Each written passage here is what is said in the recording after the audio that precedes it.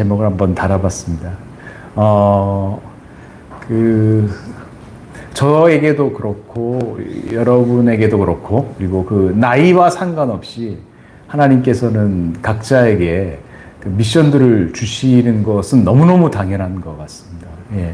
기도 가운데 그 미션들을 발견하고 내가 살아가지만은 어떤 그런 내 삶의 목적과 내 삶을 살아가는 수단과 이게 대부분의 사람들이 이렇게 분리가 돼 버리는 경우가 참 많거든요. 그러니까 내가 해야 하는 일들과 내가 살아가는 이유와 그리고 이제 삶을 살아가는 그 수단들이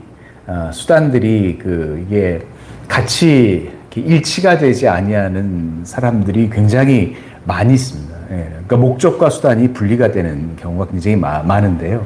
한번 제가 먼저 오늘 강의를 하기 전에 한 두 사람 정도의 두 사람을 소개를 한번 해드리겠습니다. 이분이 누구신지 아시는 분 있으면 제가 저녁을 쏘겠습니다. 누굴까요? 예. 그리고 이분이 사시는 실질적인 공간입니다. 그리고 이분은 다 아실 것 같아요. 브랜드는 파타고니아라는 브랜드 아시죠? 파타고니아 입어보신 적 있나요? 강서구도 아마 있을 겁니다. 팔 것 같은데 파타고니아라는 옷이 있습니다. 예, 옷이 있는데 굉장히 청년들이 되게 좋아하는 옷입니다. 예, 한번 파타고니아 한 옷을 한번 좀 보시면, 이게 아웃도어 브랜드인데요. 파타고니아가요. 이 파타고니아를 창업하셨던, 이본 슈나드 회장님이십니다. 이분은 이렇게 실질적으로 살고 계시고요. 근데 재밌는 것은 파타고니아 창업한 사람들 대부분 다 이렇게 삽니다. 예. 그리고 이 파타고니아 같은 경우는 한번 넘겨주시죠. 이거 굉장히 유명한, 광고였죠. 이 자켓을 사지 말아라. 이 광고하면서 더 많이 삽니다. 이게 자켓이 굉장히 오래가기 때문에 많은 사람들이 좋아해서 이 광고 굉장히 유명했던 광고입니다. 넘겨주시겠습니다.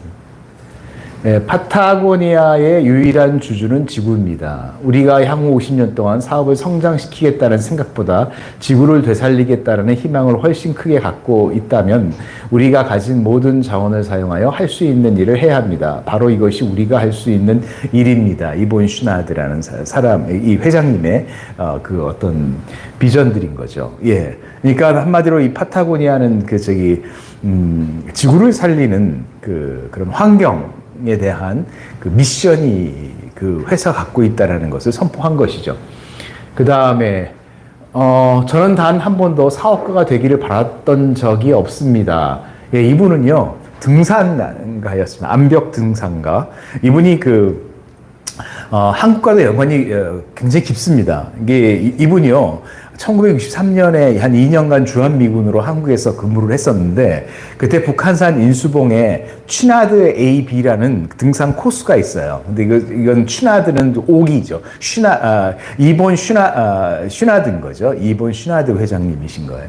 이분이 실질적으로 산을 오르는 것이 크게 큰 기쁨이었죠. 그래서 전문적인 등반 하시는 분입니다. 이래서 이분이 등반 장비를 구할 수 없어서 그러니까 서울 중구 쌍림동의 대장간에서 등반 장비를 주문할 정도로 이게 전문적인 등반가시고 이게 등반가이다 보니까 그 등반 장비를 만들고 하다가 옷을 이제 시작을 한 게 파타고니아 옷이 되는 것이죠. 이분이 우리는 우리의 터전 지구를 되살리기 위해서 사업을 한다라고 아예 비즈니스 한 이유가 환경 문제에 대한 어떤 자본주의 시스템에 대한 변화를 추구하는 게 이 파타고니아의 어떤 미션이라고 본인들은 이야기를 하는 것입니다. 그러니까 물건을 파는 것이 목적이 아니고 지구를 구하는 것이 목적입니다. 예. 그래서 이 기업은 재밌는 게 이 이본 슈나드 회장님 가정이 그 회사 지분 100%를 가지고 있었는데, 그래서 이 회사 지분의 그 어떤 금액이 대강 그 4조 정도 되는데, 이 4조를요, 여기서 이제, 이야기한 것처럼 그 공개 기업이 되는 대신 목적 기업이 된다라고 말씀드릴 수 있습니다 하면서 그 4조 되는 전액의 지분을 기부를 하기로 결정을 했습니다. 그래서 방법을 말씀드리겠습니다. 회사의 의결권주 전부 100%는 파타고니아의 가치를 보호하기 위해 설립한 비영리 트러스트가 소유합니다. 그리고 무의결권주 전부는 자연을 보호하고 환경 위기를 해결하기 위해 싸우는 비영리 단체들을 위해서 쓰입니다 하면서 이러한 어떤 파타고니아 비즈니스를 위해서 재투자하는 비용 외의 모든 이익은 환경 위기를 해결하는 데 쓰인다라고 이렇게 선언을 했던 기업이 됩니다. 다시면서 돈을 버는 것에 크게 관심은 있지만 그렇게 아주 삶의 목적과 회사의 첫 번째 목적이 아닌 것이 되는 거죠.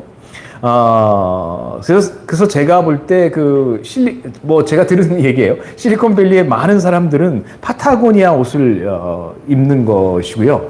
진짜인지 모르겠지만 월가에서는 파타고니아 옷을 구하기가 굉장히 어렵다라는 얘기를 들었습니다. 그러니까 돈을 밝히는 회사에게는 물량을 공급하지 않겠다.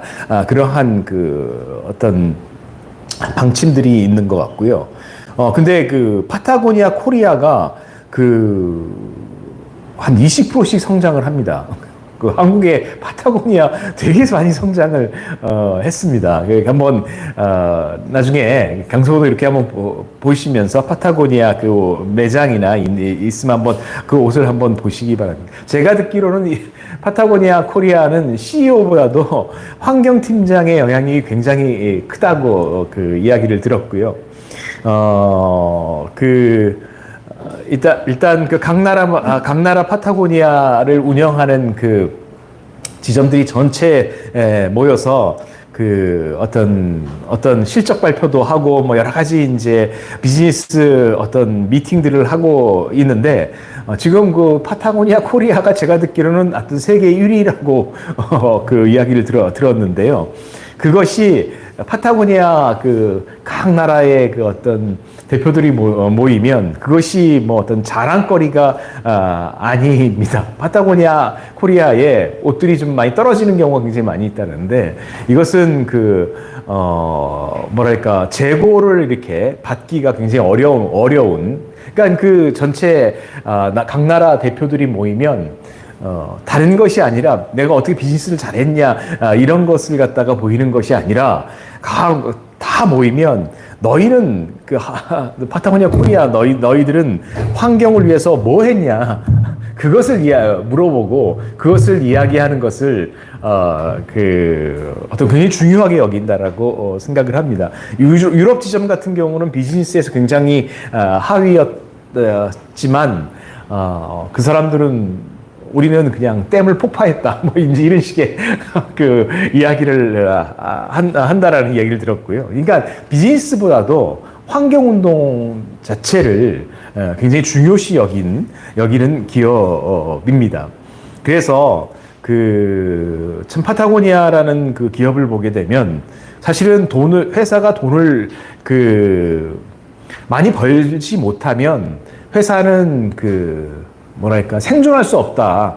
그런 생각들이 우리의 기본적인 생각이 아닙니까? 근데 파타고니아의 비즈니스 이걸 가만히 보게 되면 많은 생각을 하게 됩니다. 그러니까 이상적인 꿈이 실제가 될 수도 있구나. 이런 샘플을 보여줬던 것이라고 보여집니다. 파타고니아는 들어가면 그 들은 말인데 모든 것을 고민한다라고 합니다. 창고를 만들어도 태양열 어떤 태양 판넬 같은 것들을 만들어서 어떻게 전기를 이용하거나 이런 모든 것을 고민하는 태양 전지를 이용한 것부터 시작해서 모든 것들을 고민하는 분들이라고 합니다. 제가 듣기로는 그렇습니다. 그리고 그 창업자들이 지금 뭐랄까 공동 창업자들이 돈을 모아서 지금 그 국립공원을 하나 이렇게 구입을 하고 있다라는 얘기를 좀 들었습니다. 제가 이렇게 소개해 드린 것은 한번 넘겨보시겠습니까? 이번 슈나드 회장님의 이렇게 명언 뭐 이런 게 인터넷 쳐보면 많이 나와요. 근데 이분이 참 너무나 많은 이야기들을 많이 하셨는데 굉장히 새겨들을 만한 이야기가 많이 있어요. 나는 악의 정의를 다른 사람과 다르게 생각한다. 명백하고 공공연한 행동이어야 악인 것은 아니다. 단순히 선의 부재도 악일 수 있다. 당신에게 선을 행할 능력과 자원과 기회가 있는데도 하지 않는다면 그것이 악일 수 있다. 이런 말씀을 하셨는데요. 아마 이번 슈나드 회장님의 어떤 이야기들, 명언록, 이분의 책도 있고요. 읽어보면 우리가 생각해야 될 부분들이 굉장히 많이 있다라고 보여집니다. 그러니까 미션이 이끄는 그런 삶이 어떤 삶인가, 이런 것들을 이제 한번 생각을 해볼 수 있는 샘플이 아닌가 그렇게 생각이 듭니다. 한번 넘겨주시겠습니까? 그 다음에 한 인물을 더 소개를 하는데요. 이분은 자크 엘윌이라는 분입니다. 제가 요거는 좀 짧게 그냥 하겠습니다. 제가 자크 엘윌이라는 사람의 책을 저와 많은 이제 전공자들이 번역을 많이 했는데요. 이 책이 한 38권 정도 번역이 됐던 것 같아요. 저도 한 4-5권 번역을 했었던 거고요. 한번 넘겨봐 주시겠습니까? 이 사람의 책 중에 불어로 쓴 건데 영어 번역본입니다. 기술사회라는 책이 있고요.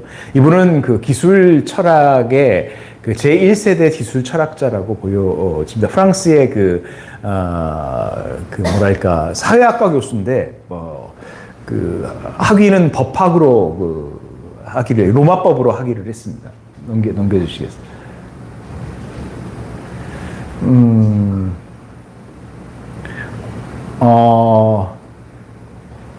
그러니까 이분은 사회학자, 신학자로 그렇게 이제 취급을 받고 있는데, 프랑스에서는 지금 현재 굉장히 많이 책들이 뭐랄까 다시 이렇게 주목을 받고 있는데, 이분은 세계적인 금융위기, 기후온난화, 환경 파괴, 환경오염, 에너지 자원 고갈, 물 부족, 핵발전소 사고, 핵폐기물 등등 동물복제, 광우병, 이 수많은 현대 사회가 갖고 있는 문제들을 이야기를 했고, 그 부분들의 어떤 위험성들을 이야기를 했습니다. 한번 넘겨주시죠. 그래서 모든 것을 예언한 인물이다. 이렇게 이야기를 좀 하기도 하고요. 그 다음 넘겨주세요. 이게 확 넘어갔군요. 예. 한번 다시 한번 넘겨주시겠습니까?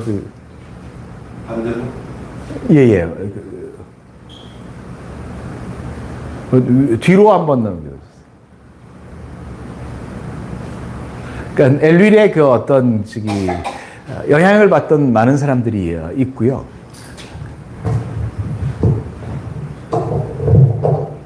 뒤로 한번 넘겨가 주시면 이분이 어떤 분이신가? 제가 넘기지 않으니까 이게 잘 안 넘어가나 보죠. 예. 이분은 18살 무렵에 하나님을 경험을 합니다. 아주 굉장히 신기하게 하나님을 경험을 해서 하나님을 경험한 순간에 오히려 내가 만난 분이 하나님이신가 이 부분들에 대해서 분명히 알아야 되겠다 하면서 반기독교적인 책들을 읽기 시작을 했습니다. 그래서 마르크스 책을 그때 읽으면서 이분은 어떤 30년을 어떤 마르크스 강의를 하셨던 분이고, 그리고 마르크스에 대해서 뭔가 좋은 점도 있지만 굉장한 비판도 하시는 분이시죠. 그러다가 22세 때 그 로마서 8장을 읽은 다음에 그 진짜 회심을 하게, 다시 또한 회심을 합니다. 내가 만났던 분이 정말 살아계신 하나님이구나, 그것을 알게 됩니다. 그러면서 기독교로 그냥 쭉 들어와서 많은 활동을 하기 시작을 하십니다. 넘겨주시겠습니다. 그래서 그 회심을 통해서 그 어떤 기독교 신앙이 삶의 중심이 된 것이고요. 그리고 그 성경 연구 모임들을 자신의 집에서 계속했고, 이분은 나중에 뒤에 넘기시면 이렇게 목회도 하셨습니다. 뺏삭이라는 곳에 가서 그 목사님이 안 계셨기 때문에 그 뺏삭이라는 지역의 교회에 목회도 하셨고요. 그리고 기독교 안에 신앙과 삶이라는 그러한 그 잡지를 오랫동안 편집을 하시고 책임을 맡으셨습니다. 넘겨주시죠. 그래서 그 기독교 내에 여러 활동들을 하셨고요. 그리고 넘겨주세요.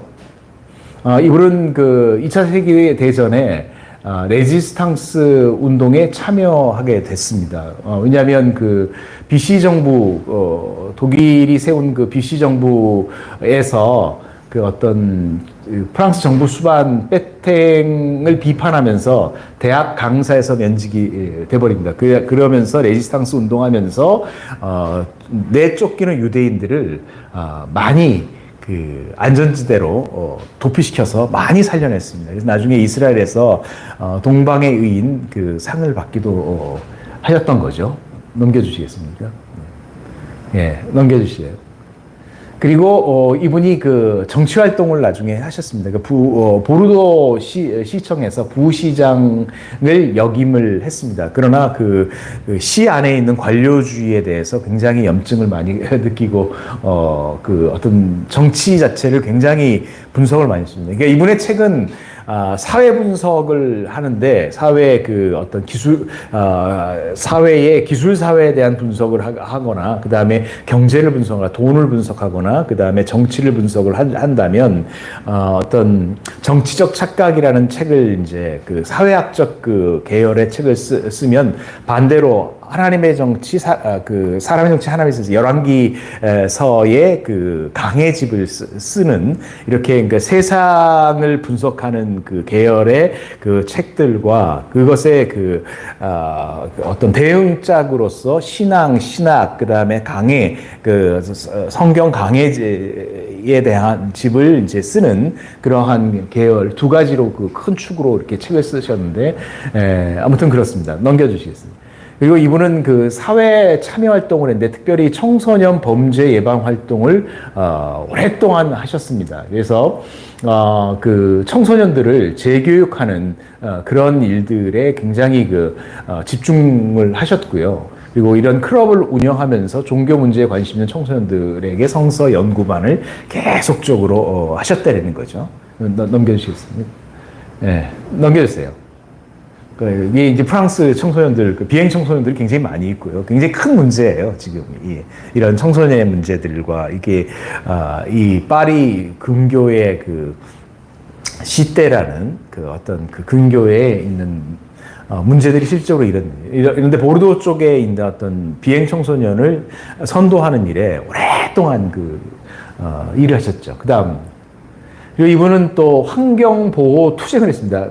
프랑스 남서부의 아키텐 연안을 콘크리트로 덮으려는 정부 개발 사업에 맞서서 환경보호 투쟁을 하셨는데, 이게 1970년대일 거예요. 여기 아마 환경 그 단체, 이렇게 초창기의 환경 단체에서 활동하신 분이지 않을까 싶습니다. 이것은 이제 그리스도인으로서 하나님이 창조한 세계에 대한 보존과 보호, 이것이 자신의 소명과 책무로 여겼기 때문에 또 이런 환경 활동을 오랫동안 하셨던 분이시죠. 그다음 넘겨주시죠. 넘겨주세요. 네. 예, 요게 이제 아키텐 이제 만이었던 거죠. 이것을 이제 보호하려고 그런 그 활동을 하신 거죠. 넘겨주시겠습니까? 엘릴 사상의 두 가지 측면의 사상은 그 현대 사회를 영적으로 고찰하는 작업인 신학적 연구 없이는 현대 사회를 전체적으로 바라보고 연구할 수 없다라고 확신하셨죠. 그래서 그 어떤 신학적인 그리고 영적인 그리고 기독교적인 어떤 흐름의 그 연구들을 하셨고, 그 다음에 사회학적 연구를 통해서 현대 사회에 대한 고찰, 이 고찰이 이루어지지 않으면 신학적 연구조차도 할 수 없다. 그러니까 그 사회학적인 고찰과 신학적인 그 어떤 연구와 이것이 변증법적으로 이렇게 그 서로 그 어떤 서로를 이렇게 견인을 해야 한다라는 입장을 갖고 학문 활동을 하셨던 거죠. 예, 넘겨주시죠. 그래서 선전에 관해서 그 사회분 현상 분석할 때 선전과 관련된 그 프로파간다에 대해서 그 책이 있습니다. 그 책이 있고, 정치적 착각이라는 책을 쓰면서 정치 분석도 하게 돼요. 그다음에 그 마르크스를 강의를 하셨기 때문에 그 혁명과 관련된 그것을 분석하고, 인간에게 진정으로 필요한 혁명이 무엇인지, 이분은 인간에게 진정한 필요로 한 혁명은 예수 그리스도를 통한 그 어떤 신앙적인 혁명이 진짜 혁명이다라고 혁명 시리즈의 책을 3권을 다 번역되어 있습니다. 그 다음에 인간에게 기술체계는 안락과 효율성을 위해 만들어진 하나의 환경이 되어버렸다. 그래서 기술체계로 인간이 점점 통합돼서 속해버린다. 그래서 그 기술을 사용하는 인간은 기술에 대해서 독립적인 주체가 아니고 오히려 기술을 섬기는 존재가 되어버렸다라고 해서 기술을 부정한 건 아니지만 기술 환경, 기술 체계 자체를 굉장히 문제시 삼고요. 경고를 해주신 분이 또 자크 엘윌입니다. 그래서 이제 기술이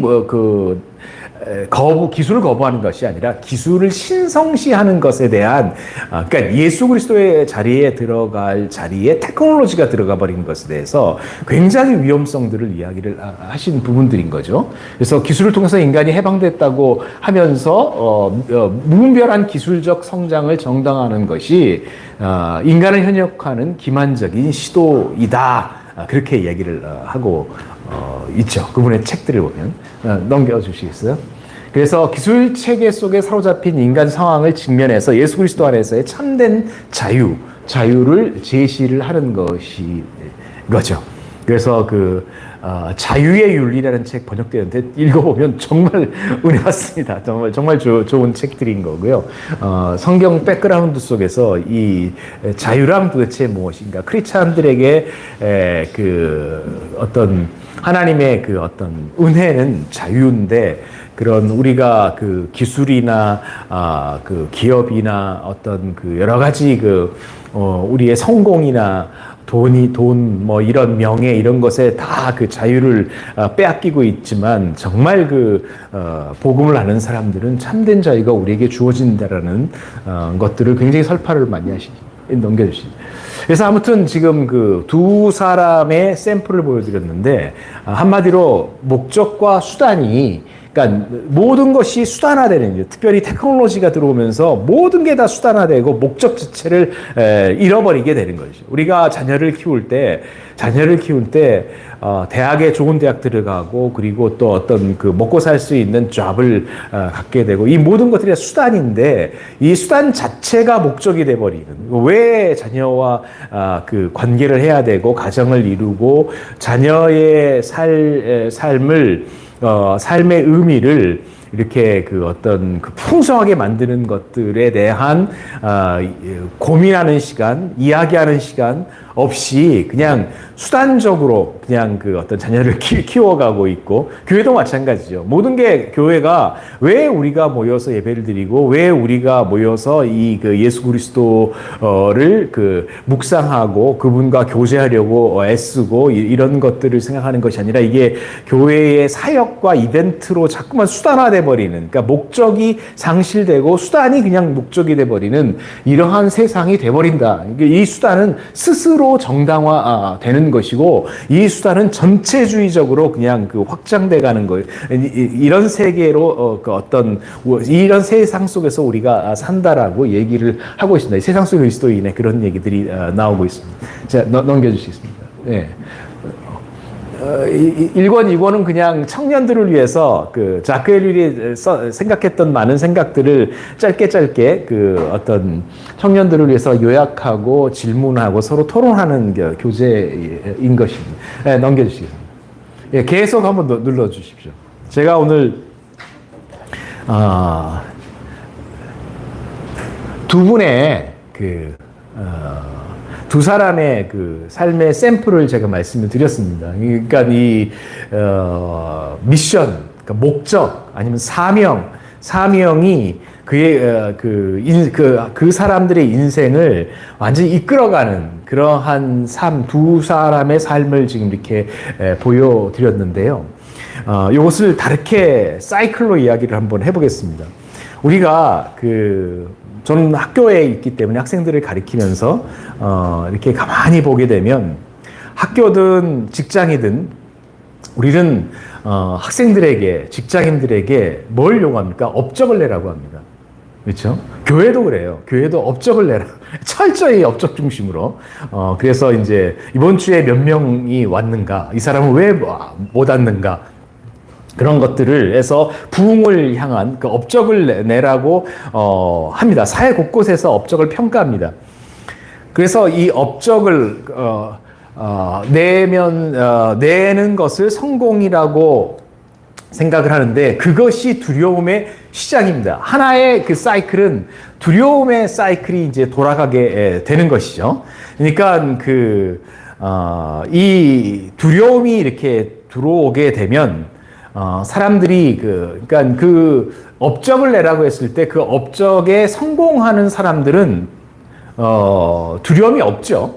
두려움이 없어서 자신의 significance, 그러니까 자신의 의미를 찾을 수 있어요. 성공을 했으니까. 그 사람은 자신의 의미를 찾을 수 있고 자신의 value를 찾게 되고 그리고 그 value를 찾게 보니까 자기의 아이덴티티를 형성을 하게 되죠. 나는 1등 하는 사람이야. 나는 그 반에서 몇 등 하는 사람이야. 하고 자신의 아이덴티티를 그래서 찾게 되고 나는 이 한국 사회에서 특별한 존재야. 라고 생각을 하게 됩니다. 사실 그게 나쁜 게 아니에요. 그렇게 생각하다 보니까 더 열심히 하고 더 그냥 몰입하게 되고 막 그렇게 돌아가고 있죠. 그러면서 그냥 회사에 들어가거나 이런 어떤 로펌에 들어가든 병원에 들어가든 어떤 대기업에 들어가든 그러면서 어떤 억셉턴스 자신의 소속감을 갖게 되는 것이죠. 이렇게 성공하는 이 사이클로 돌아가서 성공하는 사람들이 있을 수 있습니다. 그러나 그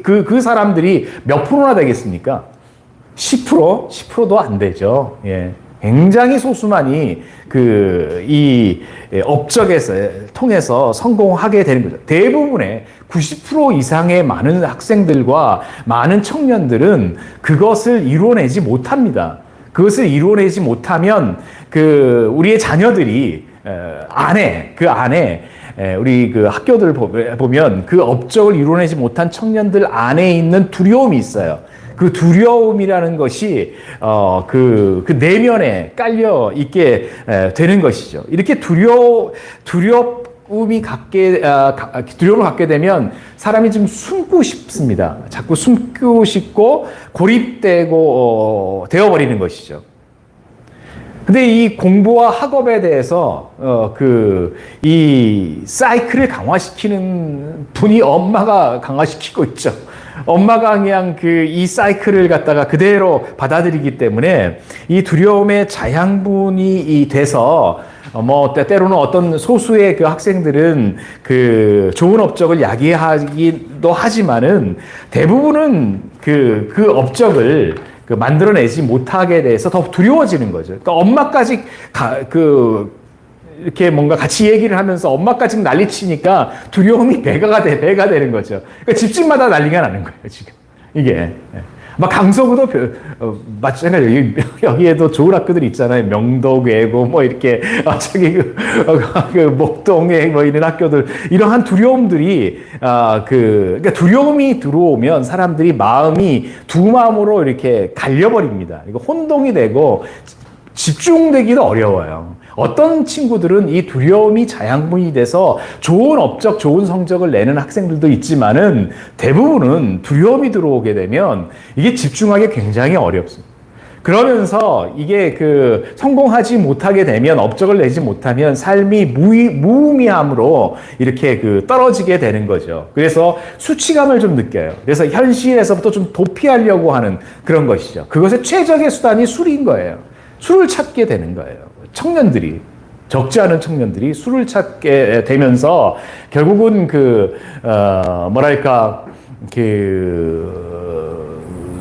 자신의, 그러니까 현실에서 도피하려고 그러는 거죠. 그 술뿐만 아니라 진짜 도피를 확실히 하려고 하는 그러한 뭔가 방식은 마약입니다. 젊은 애들이 요즘에 한국 사회에 굉장히 마약이 많이 퍼져 있는데, 마약은 한번 손을 대면 쉽게 멈출 수가 없는 것이죠. 이게 현실 도피라는 유혹에 그냥 끌려 들어가는 거예요, 청년들이. 안 그런가요? 저는 강북에서 어떤 성천교회라는 교회에서 이렇게 청년부를 맡을 때, 그런 청년들을 실제로 많이 봤습니다. 그러니까 어떤 우울증의 깊이, 이제 이게 두려워서 그런 것이죠. 그래서 삶의 의미를 못 찾게 돼서 그런 거죠. 그러다 보니까 자기 아이덴티티가 뭔지 모르는 그러한 상황이 되어 버리고, 그런 학생들은 결국은 뭔가 숨어버립니다. 이런 사이클로 돌아가는 것이 지금 이 세상적 사이클이 된 것입니다.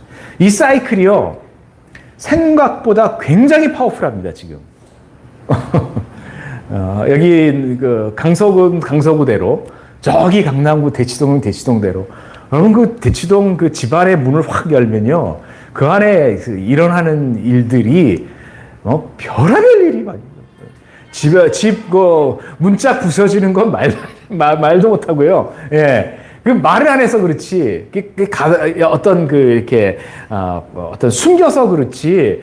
집집마다 지금 이 두려움의 사이클들이 돌아가면서 생기는 자녀와 부모들과의 문제, 그리고 자녀들의 문제, 이것은 굉장히 강한 어떤 사이클로, 힘으로 지금 작동되고 있는 것입니다. 이 두려움의 사이클을 강하게 돌리는 것은요, 교회도 돌리고 있습니다. 교회도 11월 달 되면 다 우리가 수능 새벽 기도도 하고 뭐 그랬어요. 교회에서 보면 그냥 좋은 대학 가면 박수 막 치지만은 그렇지 아니하는 대학들의 학생들 가게 되면 그냥 조용히 빠져버리잖아요. 예, 그러니까 교회도 지금 이 사이클로 돌고 있는 거예요. 지금 이 사이클로. 예. 그러니까 복음이랑 달라. 그러니까 교회에서 가르치는 설교 내용과 다르고, 지금 이 사이클이 어떻게 돌고 있는가 우리가 한번 생각해 볼 필요가 있는 것이죠. 은근히 이런 두려움의 사이클을 강화하게 됩니다. 그러나 성도들은 이런 사이클은 원치 않죠. 그냥 끌려가고 있는 거예요. 그 힘에 끌려가죠. 근데 왜 끌려갑니까? 영이 약하기 때문에 그런 거죠.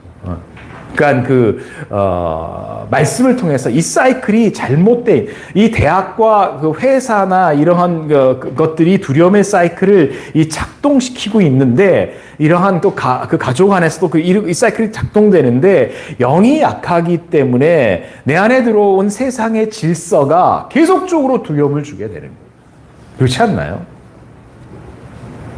이거를 어떻게 우리가 이것을 좀 생각해야 되는가? 정말 이 세상 시스템들이 내가한테 들어왔을 때 이걸 어떻게 처리를 해야 되는가? 정말 우리는 알아야 되는데, 아무리 생각을 해봐도 제가 볼 때 이 두려움의 사이클의 핵심에는, 이 두려움은 어디서 오나? 그거는 사단에서 오는 거예요. 이것을 우리가 분명하게 인정해야 돼요. 하나님은 두려움을 주시는 분이 아니시잖아요. 세상의 영에 의해서 계속 이 사이클을 쫓기 때문에 자꾸 사단의 사이클 속으로 이렇게 자꾸 우리가 가게 되는 거죠. 우리가 그 자본주의의 그 어떤 말기에 이렇게 살고 있는 부분들인데 이게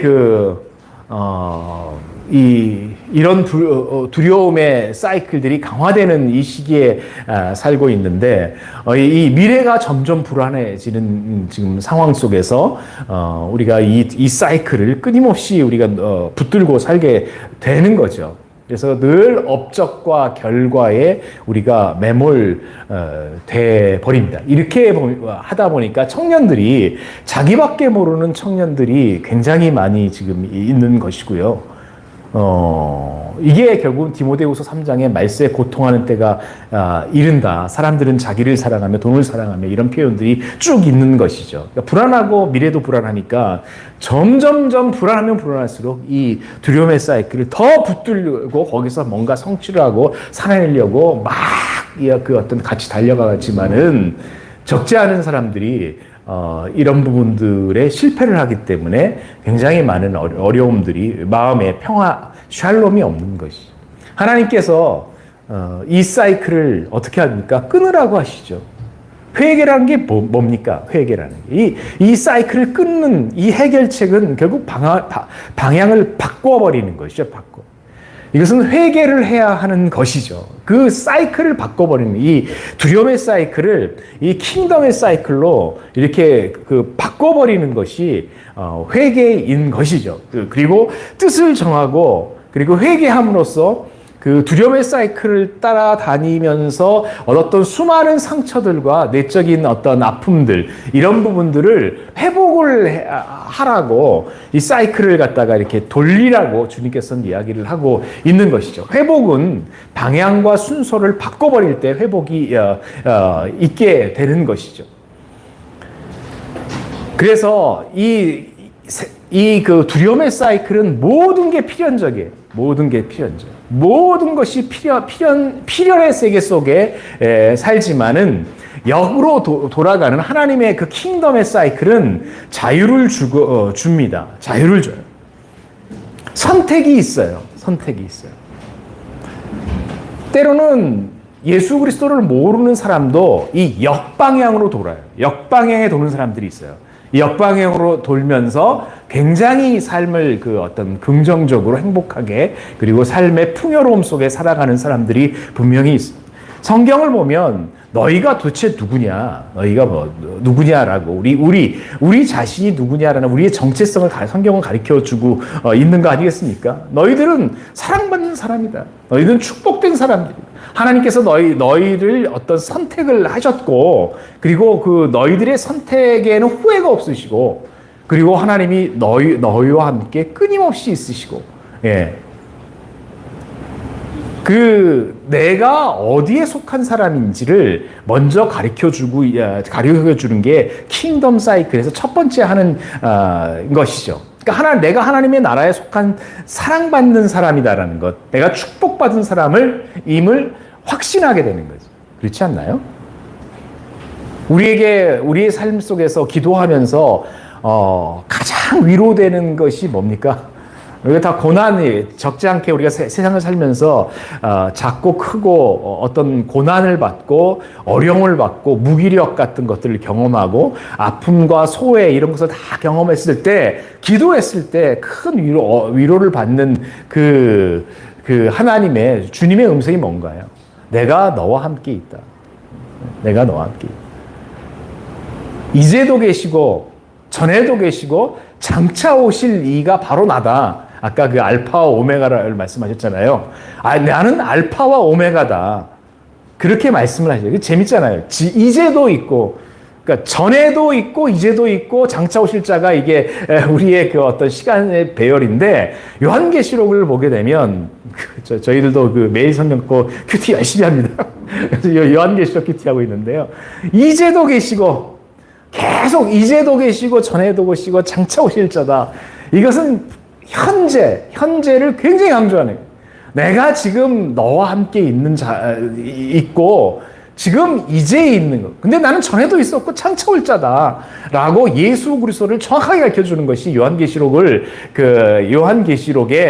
핵심 메시지예요. 666 무슨 짐스 이마의 표 이런 게 중요한 게 아니고요. 요한계시록은 다시 오실 예수 그리스도에 대해서 아주 철저히 가르쳐 주는 게 요한계시록이거든요. 근데 이제도 있다. 지금 있는다. 지금 살아 있는다. 자다, 전능하신 하나님이다 라고 얘기를 하는 것이 요한계시록인데요. 그 하나님이 계시기 때문에 우리가 하나님으로부터 축복받고 하나님께 축복을 받으니까 사람에게도 축복받는 거죠. 하나님 앞에 예수 그리스도를 통해서 축복이 밀려왔기 때문에 내가 옆 사람을 축복할 수 있게 되는 여유가 있고 그 힘이 있는 것이죠. 여러분, 그 축복에 충만한 사람은요, 감당이 안 됩니다. 감당이 안 돼요. 여러분, 축복을 해보세요. 블레스. 직장에 가서 만나는 사람만 다 축복이에요. 요즘에 제가 만나는 사람마다 그리고 저 약간 학생들 약간 문제가 있는 아이들 이런 아이들은 더 축복해. 그 연구실에 와서 얘기하고 그 다음에 복음을 전하고, 저는 그래서 요즘에 복음을 전하는 즐거움으로 학교 생활을 하고 있습니다. 너무 감사해요. 그래서 교회에 이렇게 오게 만들고, 그러니까 그게 복음을 전하는 게 교회 신자를 늘리자 전혀 그런 차원이 아니잖아요. 그냥 축복하는 거예요. 너무나 좋은 걸 갖고 있기 때문에 그를 축복해 주는 거예요. 근데 사실은 이제 제가 개인적으로 깊이 만나는 아이들은 조금 문제들이 있는 친구들인 거거든요. 그래서 만나서 얘기하고, 걔네들을 사랑하는 마음들이 축복해주는 마음들이 있고, 여러분 그 주위에 있는 사람들 그냥 하루 왼종을 축복해 보세요. 여러분 그 축복하면서 사시나요? 이렇게 이번 주 사실 때 내가 축복해 준 사람이 누구인가 생각해 보세요. 너무 우리는 축복을 안 하고 사는 것 같은데 정말 내 자녀부터 축복을 해주고 내 아들 불러다가 그냥 축복기도 해주고 내 직장 동료들에서 축복해주고 계속해서 왜 우리가 하나님께 속하였기 때문에 축복하는 것이죠. 기도할 때 나라를 위해서 축복하고 정치권이 어쩌고 저쩌고 그냥 축복하는 거예요. 그냥 축복하고 경제를 해서 축복하고 그 어떤 문화, 어떤 직장에서 다 축복하면서 살아가는 것, 이런 것이 내가 어디에 속해 있는가 이것을 아는 그 정체성을 아는 사람이 하는 파워풀한 삶인 것입니다. 이것을 위해서 이러한 내가 소속이 어디인가 내 정체성을 깨닫기 위해서 큐티를 하는 거예요. 내가 요즘 큐티를 안 하는 우리 대학생들 굉장히 혼내고 있는데, 그냥 닥달을 하고 있는데, 2년 동안 큐티를 안 하고 그냥 그렇게 우리는 교회가 매일 성경을 가지고 설교도 하고, 나름도 매일 성경으로 하고, 그냥 완전히 매일 성경이 시스템이에요. 근데 왜 성경을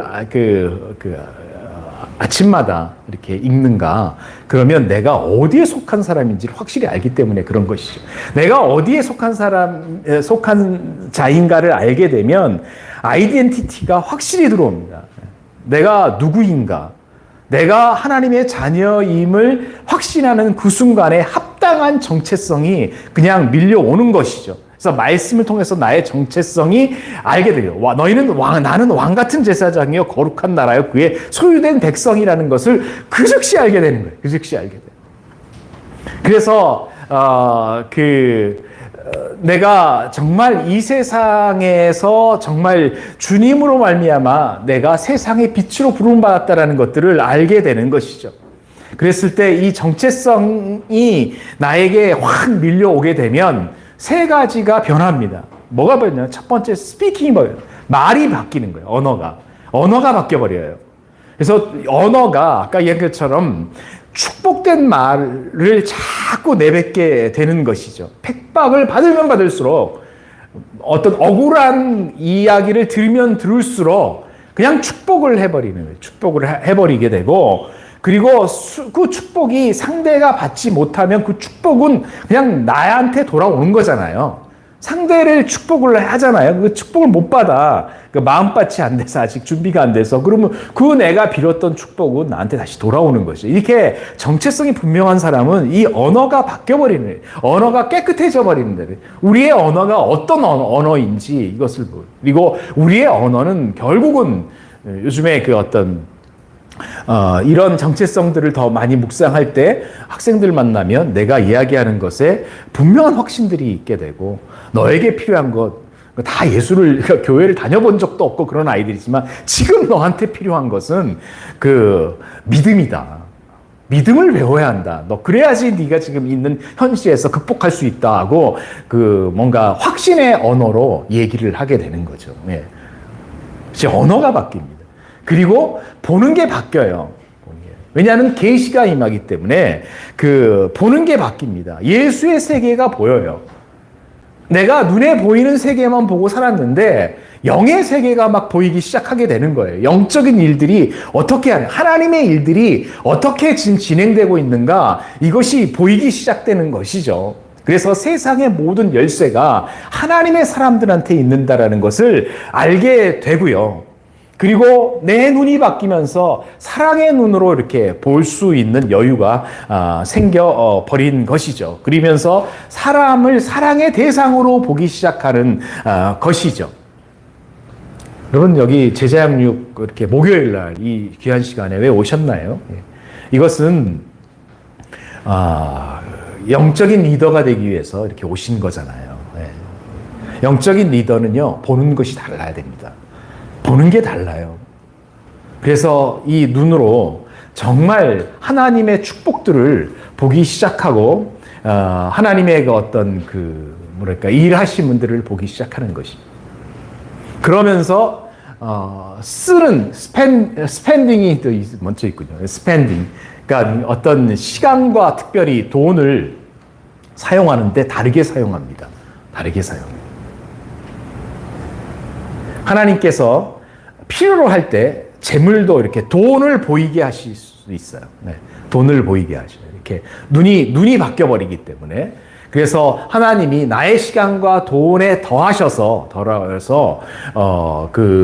내가 비록 어려운 일을 당했을지라도 내 눈이 바뀜으로써 어떤 재정을 어떤 방식으로 쓰고 재정을 어떻게 확장해야 되는지 이것이 보인다는 거예요. 보여요. 그래서 이 많은 간증들이 그들에게 있는 것을 봅니다. 그러면서 의미가 바뀌어지는 거죠. 예. 그리고 그 예수님의 그 세계가 보이면서 예수님의 세계는 세상을 변화시키는 그러한 세계입니다. 그것은 로마서 12장 2절 보면 너희는 이 세대를 본받지 말고 오직 마음을 새롭게 함으로 변화를 받아요. 마음을 새롭게 한다라는 것은 renewing of your mind. 그러니까 너의 마인드를 새롭게 바꿔버린다. 하나님께서 바꿔버린다는 거죠. 그러면서 이 말씀을 통해서 변화되는 세상을 꿈꾸게 하는 것이고요. 세상이 점점 나에게 과거와 달리 의미 있게 다가오는 그런 것들을 볼 수 있습니다.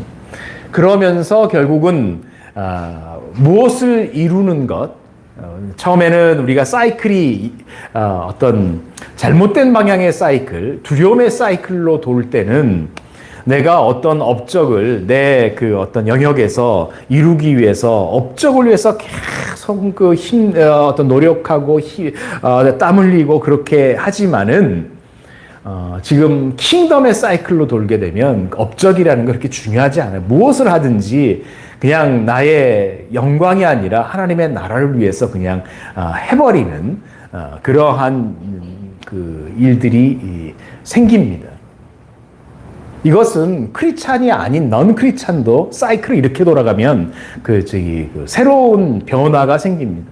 제가 방학 때마다 아까 우리 강산 우리 교장 선생님이 말씀하셨던 것처럼 방학 때마다 학생들 데리고 이렇게 가는데 요르단에 시리아 난민 봉사활동 이렇게 하는데 아이들이 사이클이 바뀐 거예요. 그 10여일 동안에 이렇게 사이클이 바뀌면서 어떤 친구들은 그냥 거기에 남아갖고 6개월 동안 내가 우리 학봉 형제를 보니까 생각했는데 그 친구가 국제 기아 대책 본부 요르단 지부에서 6개월을 갖다가 더 머물고 요르단에서 계속 걔가 경제학인데 부모는 그냥 로스쿨 빨리 가라 난리 치는데 걔는 그냥 거기서 그냥 머물러서 자기는 국제기구 들어가겠다고 생각을 하는데 그게 이제 사이클이 이게 바뀌어버리면서 그러니까 보는 게 바뀌고 의미가 달라지고 새로운 삶을 살아가게 되는 것이죠.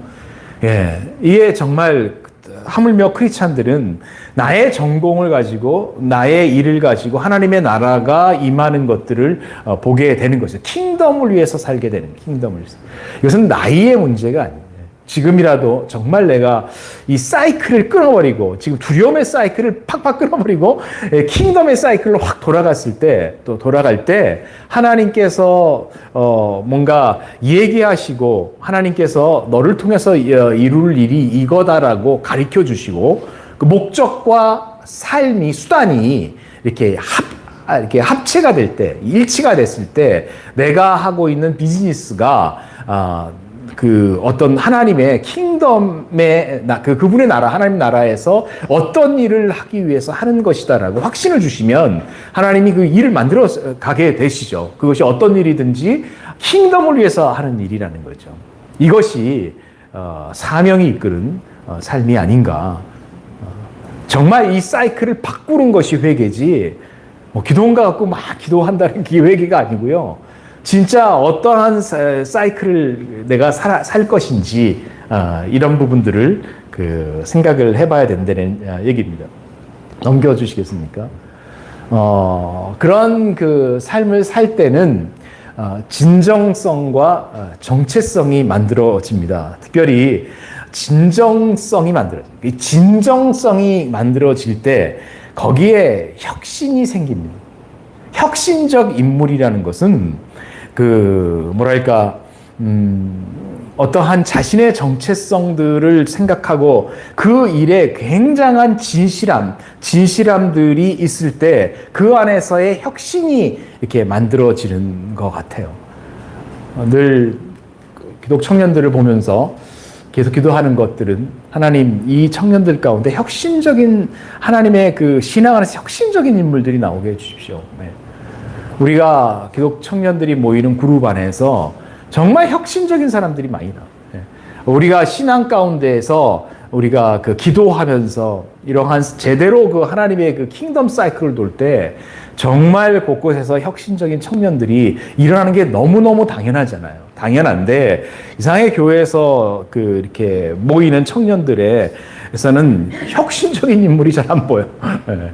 뭐가 문제인가? 예. 그게 저에게도 생각하는 또 하나의 주제이기도 합니다. 아무튼 우리가 정체성을 바로 어떤 잡으면서 결국은 내가 살아가야 되는 이유들, 내가 하늘의 시민권자로서 무한한 하나님, 전능하신 하나님을 섬기는 자라고 한다면 그 킹덤 사이클로 돌 때 그러한 삶의 혁신과 새로운 일들을 시도하는 그러한 혁신적인 그런 어떤 힘들이 만들어지지 않는가 그렇게 생각이 듭니다. 사람들은요 믿음을 따라가요. 어떤 사람의 믿음을 보고요 그 믿음을 보고 따라가는 거예요. 목사님의 믿음 보고 따라가는 것처럼 회사에서는 옆에 정말 믿음이 있는 사람들의 삶의 모습을 보고 사람들은 따라갑니다. 파타고니아는 이번 슈나드 회장의 믿음을 보고 따라가는 거예요. 그러니까 믿음은요 이렇게 사람을 끌어당기는 그들의 진정성이 그 진정성 있는 사람을 만나면 평생 같이 있고 싶어져요. 그렇게 따라가게 되는 것이죠. 그래서 밸류를 만드는 사람들이 정말 중요한 거다. 그 다음에 이런 사람들은 행함이 있습니다. 행함이 없는 믿음은 거짓된 믿음인 것이죠. 여러분, 하루, 한 주, 한 달, 1년 동안에 내 시간과 내 돈을 어디에다 가장 많이 쓰셨나요? 예, 어디 있어요? 인생의 우선순위가 어디이신 건가요? 예, 그가 똑같은 질문인 거죠. 내가 내 삶과 주님이 주시는 미션에 내가 얼마만큼 그러니까 내 삶이 주님이 주시는 미션과 정말 일치하느냐 이런 것들을 좀 생각해 볼 필요가 있는 것이죠. 결국은 이 행동에 있어서는 멘토가 참 필요합니다. 멘토가 너무너무 중요해요. 그러니까 나의 삶을 변화시키는 멘토를 만나는 것은 굉장히 중요합니다. 진정으로 삶의 변화를 추구하기 위해서는 사람을 만나야 하고요. 그렇기 때문에 목요 DCF의 강서 지부에서의 모임은 멘토링하는 모임들이 되면 더 좋습니다. 그래서 서로 이렇게 공감이 있고 그런 사람들을 이렇게 모으고 같이 이야기해보고 우리가 진정 우리의 만남이 예수 그리스도께서 어떤 일을 하라고 지금 우리에게 부여해 주시는 건가? 진정성이 있는 사람 10명만 모이면 세계 선교합니다. 그냥 하게 될 수 있습니다. 그랬을 때 결국은 미라클이 생기게 되는 것입니다.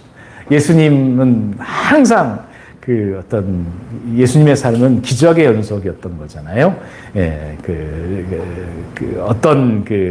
이 기적이라는 것은 다양한 형태로 드러날 수 있는데요. 우리가 진정한 삶, 킹덤 사이클로 돌게 되면 예수의 기적들이 작든 크든 끊임없이 일어나는 것들을 볼 수 있습니다. 마지막 말씀 하나만 보고, 제가 최근에 요한계시록 큐티하면서 다시 한번 저에게 하나님 주신 말씀인데요. 예배소 교회 다 잘 아실 겁니다. 예배소 교회를 보고 하나님께서 책망한 게 있죠. 한 가지. 근데 예배소 교회가요, 칭찬받을 만한 일을 너무너무 많이 했어요. 내 행위와 수고와 내 인내를 알고 악한 자를 용납지 아니한 것과 자칭 사도라되 아닌 자를 시험하여 그의 거짓된 것을 내가 드러낸 것과 또 내가 참고 내 이름을 위하여 견디고 게으르지 아니한 걸 아노라. 예수님은 다 알아요. 우리가 하는 거 다 합니다. 그리고 에베소 교회는 칭찬받을 만한 일을 굉장히 많이 했습니다. 그러나 에베소 교회에서 보면 너를 책망할 것이 있다. 너의 처음 사랑을 버렸다라고 책망을 하십니다. 이 책망이 저에게 굉장히 가슴을 찌르게 됐습니다.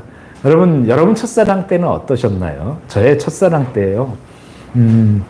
중학교 때 제가 예수님을 만났는데,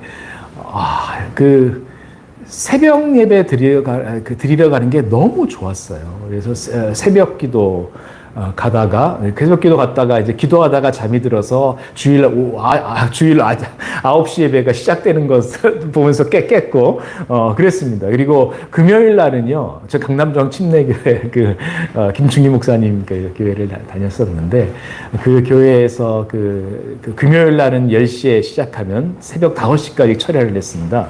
그래서 중고등학교 때 그렇게 철야를 했습니다. 저의 첫사랑이었어요. 예수님의 이름만 들었어도 너무너무 감동을 받았던 때, 왠지 모르지만 감동받았던 게 저의 첫사랑이었고요. 대학에 와서 큐티를 하는데 성경을 읽는데 큐티를 1시간씩 해도 지루한지 몰라요. 그래서 그때는 누구한테 말씀을 가리키거나 설교하기 위해서 말씀 보지 않았거든요. 그냥 좋은 거예요. 그냥 좋은 거. 이게 저의 첫사랑이었는데, 그걸 큐티하면서 강력하게 너의 첫사랑을 그런데 이 말씀 보면요. 그러므로, 너 책망할 것이니 너의 첫사랑을 버렸느니라. 그러므로 어디서 떨어졌는지를 생각하고, 첫사랑을 버렸으니까 첫사랑을 되찾으라고 하는 게 맞는 건데, 어디서 떨어졌는지를 생각하고 회개해서 처음 행위를 가져라. 떨어지는 건 1초면 떨어집니다. 여러분, 우리 그 하나님의 첫사랑이요, 그냥 상처받는 말 들으면 그 사랑이 떨어져 버려요. 근데 제가 지금 몇 주째 이 첫사랑을 회복하려고 노력을 하는데요. 첫사랑 다시 이렇게 끌어올리게 하는 거는요, 정말 쉬운 거 아니에요. 떨어지는 건 순식간에 떨어지는데, 다시 첫사랑을 다시 만들어내고 다시 끌어올리는 거는 참 많은 시간이 걸리는 것 같아요. 네. 그래서, 이거를 회복해야 되는구나. 그래서 처음 행위를 가져라. 그러니까 사랑이라는 것은 막연한 게 아니라 이 행함인 거거든요. 그래서 내가 과거에 내가 예수 그리스도 때문에 너무나 어떤 흥분하고 즐거워했고 이야기를 하고 싶어 했고 예배드리고 싶어 했고 그랬던 그 첫사랑들을 다시 회복을 정말 해야 하는 거구나. 이런 첫사랑이 있을 때 사이클을 강력하게 킹덤 사이클로 돌릴 수가 있습니다. 우리가 교회는 다니지만 피어 사이클, 두려움의 사이클로 계속해서 우리가 사로잡혀버리고 그냥 어떤 우리 마음이 그냥 장악이 돼버리기 때문에 그 힘을 얻지 못하는 그러한 삶을 살아갈 수 있는데요. 오늘 하여튼 강서 지구에 와서 우리가 정말 킹덤 사이클로 어떤 각자의 주어진 사명들을 귀하게 여기고 그 사명을 선포하고 일들을 해 나가는 그러한 우리 어떤 강서 지부가 되면 참 좋겠다는 생각으로 제가 말씀을 이렇게 나눴습니다. 같이 기도하겠습니다. 하나님 아버지, 세상이 점점점 어두움 속으로 가는 것 같습니다. 하나님 아버지, 복음에 반대되는 세력들과 반대되는 사상들과 견고한 진들이 곳곳에 있는 것을 봅니다.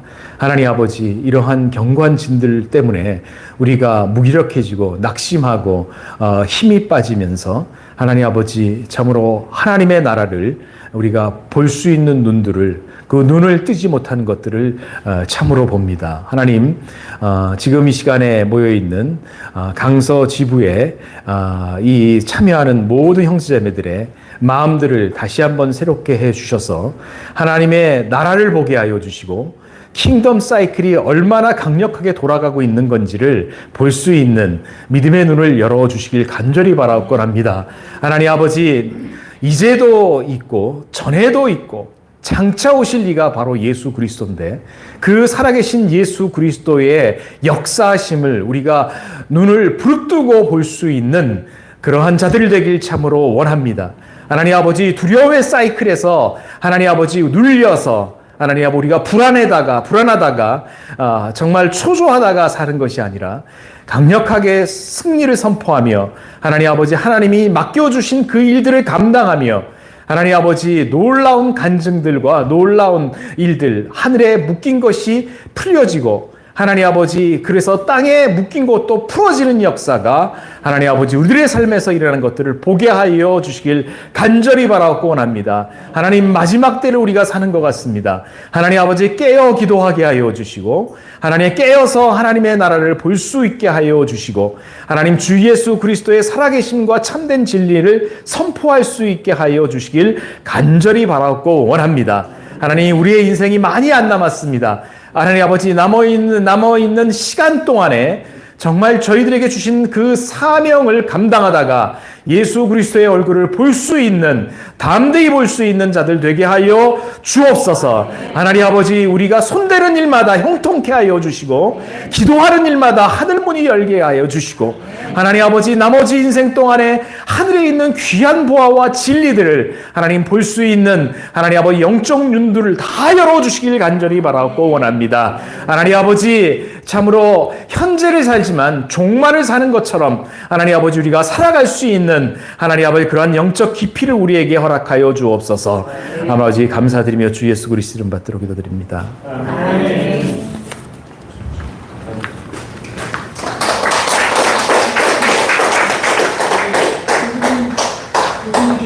감사하고요. 네, 서울대 대학교의 비전 스쿨 이런 거 좀 소개 좀 해주세요.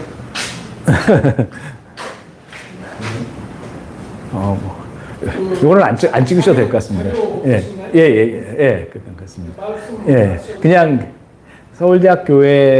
서울대학교는 기독교 수협회가 있고요. 기독교 수협회 중심으로 기독학생회가 있고, 그다음에 기독신우회가 있고, 그다음에 선교단체 협의회가 있고, 그다음에 기독동문회가 있고, 이렇게 학부모 기도회가 있고, 그래서 이렇게 각 그룹들이 회의를 해서 사역을 하게 됩니다. 1년 사역을 하게 되는데요. 각 필요로 한 일들이 굉장히 많이 있습니다. 그래서 서울 기독교수협의회가 서울대학 교회를 하기 2004년부터 시작을 했었고요. 그래서 오전에는 학부 학생들과 국제 학생들이 모여서 한 80명 정도 이렇게 모이고, 오후에는 대학원 학생들이 모여서 교회를 이렇게 좀 하고 있습니다. 이 학생들은 끊임없이 이렇게 로테이션이 되기 때문에 지금 학생들은 코로나 때 온 학생들이고요. 이제 다시 또 이제 그 다음 세대 코로나 이후에 이제 또 전도해서 또 새로 오게 하고, 그러니까 결국은 저는 오랫동안 서울대학 교회에 있다 보니까 이 로컬 처치가 어떻게 돌아가는지 많이 잊어버렸고, 끊임없이 이제 학생들, 저는 새가족반을 이렇게 맡아서 계속 하는데요. 끊임없이 학생들을 만나서 이렇게 나누고. 근데 이제 학생들, 이제 기독학생들 중에 학생들이 요구하는 것은, 우리가 사회에 나갔을 때 우리 지금 보는 선배들 모습처럼 되지 않을까. 그냥 직장에 가서 그저 그러려니, 그러니까 직장의 어떤 메커니즘 속에서 그냥 신앙생활은 그냥 적당히 하고 교회 적당히 생활하고 무기력하게 우리도 살지 않을까. 그래서 기독 선배들을 좀 보고 싶다. 하나님 나라 운동하는, 각 영역에서 운동하는 선배들을 보고 싶다라는 제안들이 있어서 공감을 했고, 그래서 비전 스쿨을 지금 시작을 했습니다. 근데 비전스쿨 시작한 것은 제가 총무이고 우리 남승 교수님이 이제 회장하시면서 우리가 캠퍼스 사역을 쭉 했지만은 안 한 사역이 선교를 안 했다. 그래서 선교 헌신자들을 모아갖고 선교 훈련 이렇게 보내기도 하고, 저는 이제 글로벌 사회공헌단 이제 이런 쪽에서 이제 공헌 활동들을 하게 되고, 그러니까 선교 사역들을 해야지만, 선교를 해야지만 정말 예수님이 기대하시는 어떤 제자의 삶을 올바로 살아가는 것 같다. 그런 일환에서 이제 계속적으로 이제 사회 안에 들어갈 청년들을 또 길러낸다라는 생각으로 비전 스쿨을 이제 하게 됐습니다. 그러니까 5개월 동안 토요일을 다 20대에게 토요일 오전 오후를 다 내라는 거는 되게 힘든 일이에요. 그래서 그것을 이제 시간을 이제 헌신하라. 그래서 비전 스쿨은 강의를 5개월 하고, 그 다음에 학생들 데리고 이제 해외를 가게 됩니다. 해외를 가는데 아마 1월 달에는 이스라엘을 갈 것 같은데요. 그래서 다 보고 하나님의 전 세계의 리더십들을 보고 어떤 세상의 복음이 어떻게 움직이는가를 보이고 난 다음에 와서 이제 팀별로 이제 팀 프로젝트들을 이렇게 좀 하는 그런 프로그램들을 하고요. 그리고 뭐 여러 가지 일들을 합니다. 학생들 기독 학생들 선교회에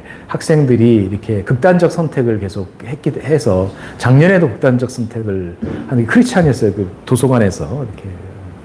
근데 그러한 그것이 있어서 심리 진단검사를 매 학기를 하는데, 놀라운 건 25%에 30%가 고위험군, 위험군, 유료 상담이에요. 항상 그렇게. 지금 제가 처음 한 3년을 했는데 지금 4년, 5년째 되는데, 횃불 트리니티 상담센터가 되게 잘하고 있습니다. 굉장히 잘하는데, MOU를 맺어서 같이 심리검사들 계속 하면서 마음이 어려운 학생들을 이제 계속 좀 도와주고, 그러고 있습니다. 하여튼, 제가 생각할 때 회사에서는 사장님이 굉장히 중요하고요. 교회는 목사님이 정말 사역에 있어서 중요하고, 학교는 교수들, 그리고 중고등학교는 선생님들이 정말 중요해요. 사역의 어떤 핵들인 거거든요. 이런 분들이 영역에서 정말 하나님 나라 운동들을 어떤 방식으로 해야 할 거냐, 이것들을 해결을 해야 되는 문제인 것 같고요. 우리 제자 아카데미는 그런 각 영역에서 지금 일하시는 곳에서 지금 뭐랄까 복음을 전하고, 그리고 그 영역을 어떻게 변화시키고 이제 그런 부분들을 좀 해야 하지 않을까, 그렇게 생각이 듭니다. 예. 그래서 많은 간증들이 있습니다. 그래서 선교도 희한한, 그러니까 교수들은 교수들을 갖고 있는 달란트로 뭐 ODA 사업을 통해서 선교를 하거나, 어떤 교수는 그 캄보디아 쓰레기 더미에 있는 그 학생 사는 아동들을 위해서 프로젝트를 하면서 교회도 세우고, 우리 같이 가기도 하고, 뭐 여러 가지 각자 갖고 있는 전문성을 가지고 이렇게 선교를 해야 하는데요. 가장 중요한 건 그런 것 같아요. 아까 마지막 성경 구절 보는 것처럼 첫사랑, 처음 사랑, 처음 행위를 찾으면 각자의 영역 속에서 하나님이 하실 일들을 보여주는 건 아닌가, 그런 생각이 듭니다. 근데 언제까지 예배소 교회가 다 무너졌잖아요. 지금 예배소 교회 흔적도 없잖아요. 7교회 흔적도. 서울대학교에도 흔적 없이 사라질 수도 있을 것 같다, 그런 생각이 듭니다. 대단히 어려워졌어요. 10년 전에 캠퍼스 사역하는 거랑 지금 캠퍼스 사역은 되게 어렵거든요. 지금은 교수님들이 예배드리고 찬양하고 다 싫어합니다. 네, 네. 왜 제가 본부 가서 왜 예배를 학교에서 드리냐, 그런 문제 제기를 받은, 잘 설명을 해줘야죠.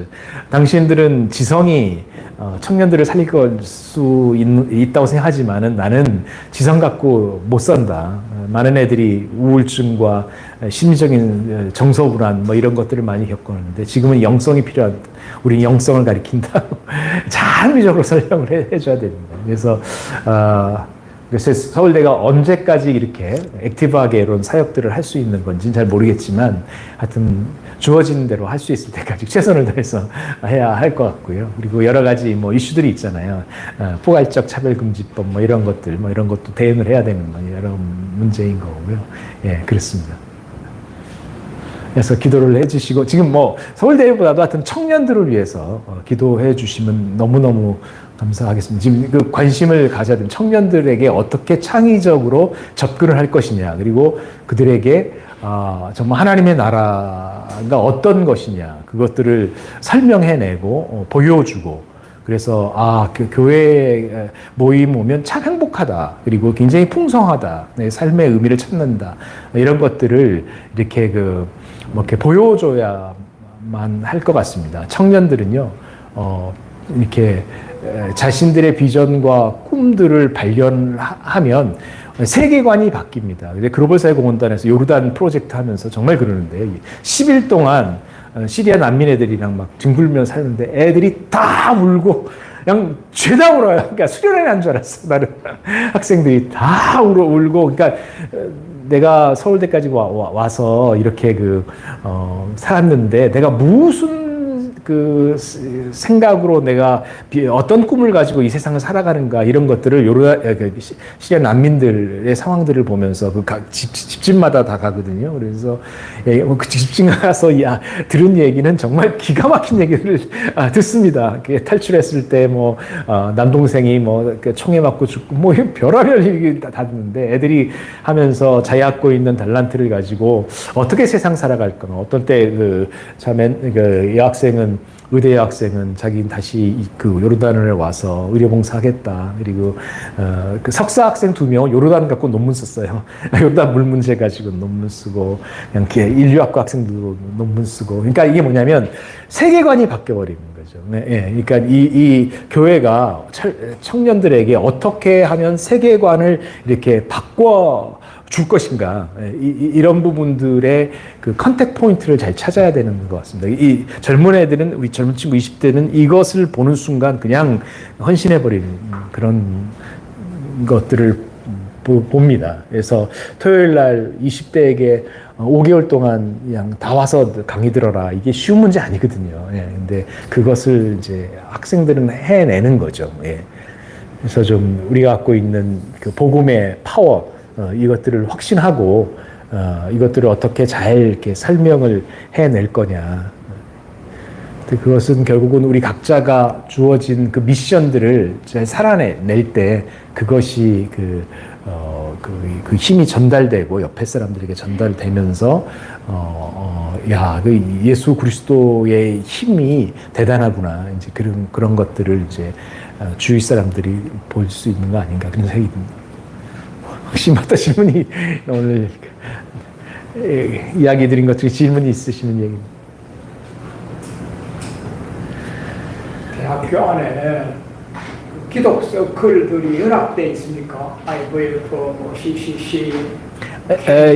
연합은 그러니까 개강 예배, 종강 예배 그리고 부흥회 이런 것에 대해서는 연합을 하지만 각 단체마다 독특한 사역이 있고요. 그리고 그 독특한 사역을 하는데도 굉장히 많은 시간들이 필요로 합니다. 그래서 실질적으로 많이 이렇게 시간을 나누어서 연합하기는 쉽지는 않죠. 그러니까 이슈가 있으면 연합을 하지만